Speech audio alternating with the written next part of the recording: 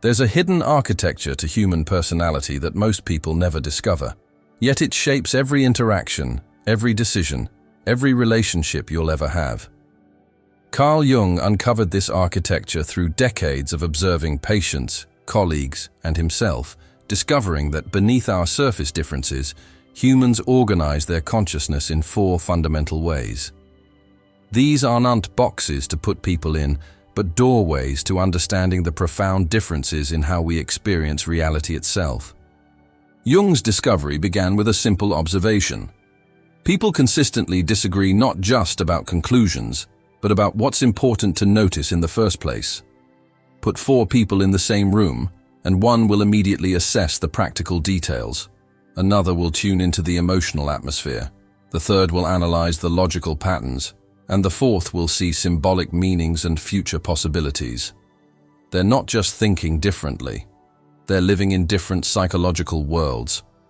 The first type Jung identified operates through what he called sensation, not meaning sensuality, but the function that tells you what is actually there.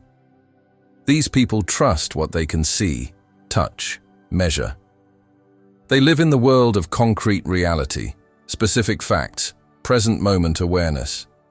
They're the ones who notice that the meeting room is too cold, that the contract has a typo on page 3, that you got a haircut. Their gift is presence.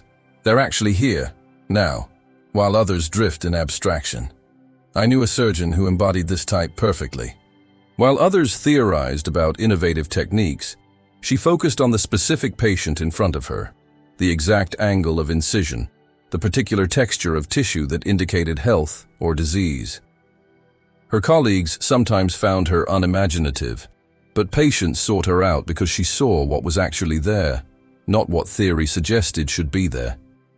She once told me, "People die from specifics, not generalities." The sensation type builds their world from the ground up, brick by brick, fact by fact. They mistrust grand theories, abstract philosophies, vague promises. They want to know what, where, when, how much. They're the ones who actually read the terms and conditions, who check references, who remember where you left your keys. Without them, the world would collapse into beautiful ideas with no foundation. But Jung observed that every gift comes with a shadow. The sensation type can become so focused on what is that they miss what could be. They may reject innovative solutions because they've never been done before. They might stay in limiting situations because at least they're known, concrete, real. Their reverence for facts can become a prison that locks out imagination. The second type operates through intuition, the function that tells you what might be, what could become, what lies beneath the surface. These people live in a world of patterns, possibilities, connections that others don't see. They're the ones who just know someone is lying, who sense the potential in a failing business, who see how seemingly unrelated events connect. Their gift is vision. They see the invisible threads that weave reality together. A CEO I worked with exemplified this type. She would walk into a company and immediately sense its real culture beneath the mission statements. She could feel market shifts before they showed up in data. She hired people based on potential she sensed but couldn't quite articulate. Her board sometimes frustrated with her inability to explain her decisions in concrete terms, but her track record was undeniable. "I don't see things," she said. "I see through things." The intuitive type builds their world from patterns and possibilities. They're bored by details, impatient with step-by-step processes, allergic to routine. They want to know why, what if, what's really going on, where this is all heading. They're the ones who skip instructions to experiment, who see solutions in dreams, who know the ending before the middle is written. Jung noted that intuitives often struggle in a world that demands concrete proof. They know things they can't explain, see connections they can't prove, understand truths they can't articulate. They might neglect physical reality, forgetting to eat, losing track of time, missing obvious details while grasping subtle patterns. Their vision of what could be can blind them to what is. The third type operates through thinking, the function that tells you what things mean logically, how they connect causally, whether they make rational sense. These people live in a world of principles, systems, objective analysis. They're the ones who spot logical flaws, who need reasons, not feelings, who build frameworks to understand reality. Their gift is clarity. They cut through emotional fog to find truth. An engineer I knew embodied this type completely. Every decision ran through a logical framework. What are the objectives? What are the constraints? What's the optimal solution? Emotions were data points, not decision drivers.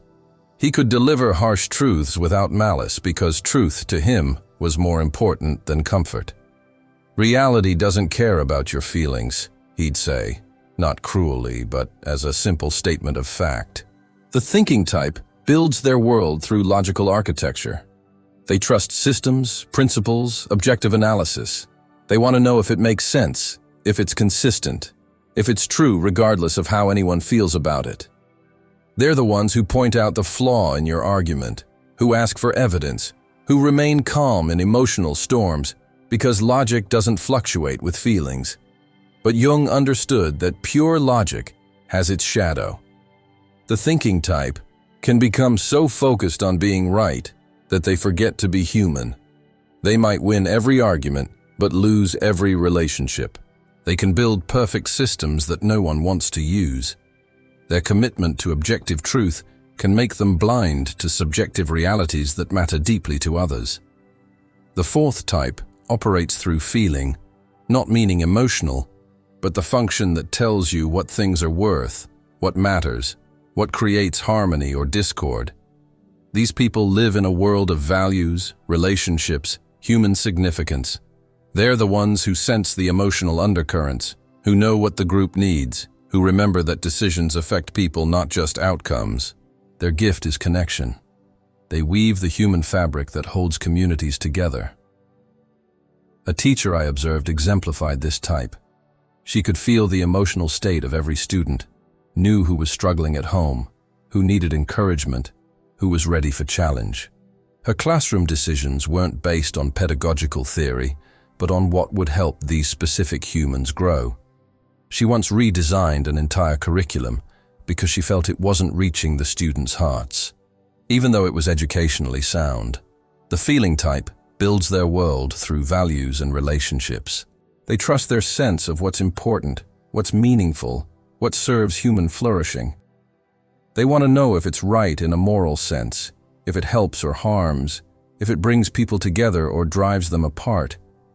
They're the ones who remember birthdays, who notice when someone's upset, who fight for causes that touch their values. Jung observed that the feeling type's shadow emerges when values override facts.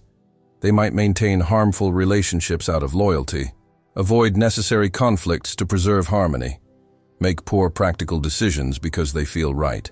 Their deep connection to human values can make them dismiss logical necessities or factual constraints. Here's what Jung understood that most personality systems miss. These aren't separate categories, but functions we all possess. You have all four, but like having a dominant hand, you have a dominant function that shapes your primary way of engaging with reality. Your secondary function supports it, your tertiary emerges under stress or in growth, and your inferior function remains largely unconscious, emerging in dreams, projections, and moments of crisis. The real psychological work isn't figuring out which type you are and camping there. It's recognizing your dominant function and developing the others. Jung called this individuation, becoming whole by integrating all aspects of consciousness. The sensation type needs to develop intuition to see beyond the present. The intuitive needs sensation to ground visions in reality. The thinker needs feeling to understand that truth without compassion is incomplete.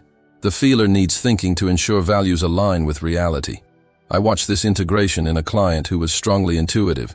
His visions were brilliant, but unrealized, because he neglected practical details. Through conscious work, he began developing his sensation function, keeping schedules, tracking specifics, honoring concrete reality. He didn't become less intuitive, he became more effective. His visions gained foundation. Jung warned against the modern tendency to celebrate your type while dismissing others. The sensation type who mocks impractical dreamers is revealing their own underdeveloped intuition. The thinker who dismisses illogical feelings is showing their inferior feeling function. We attack in others what we haven't developed in ourselves.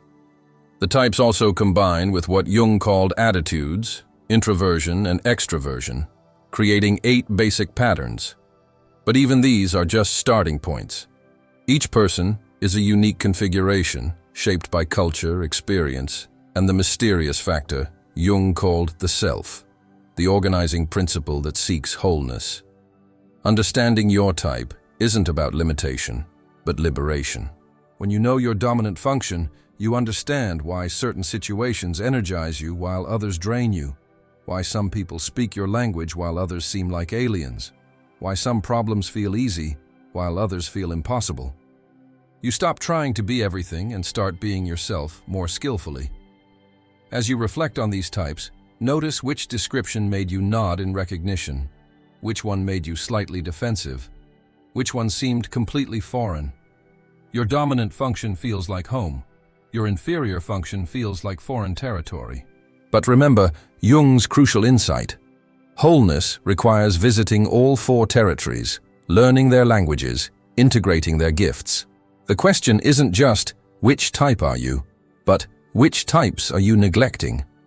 Because in those neglected functions lie your greatest potential for growth, your hidden resources, your path towards psychological wholeness. Jung knew that we don't become complete by perfecting our strengths, but by befriending our weaknesses, not by choosing one function, but by orchestrating all 4 in conscious harmony.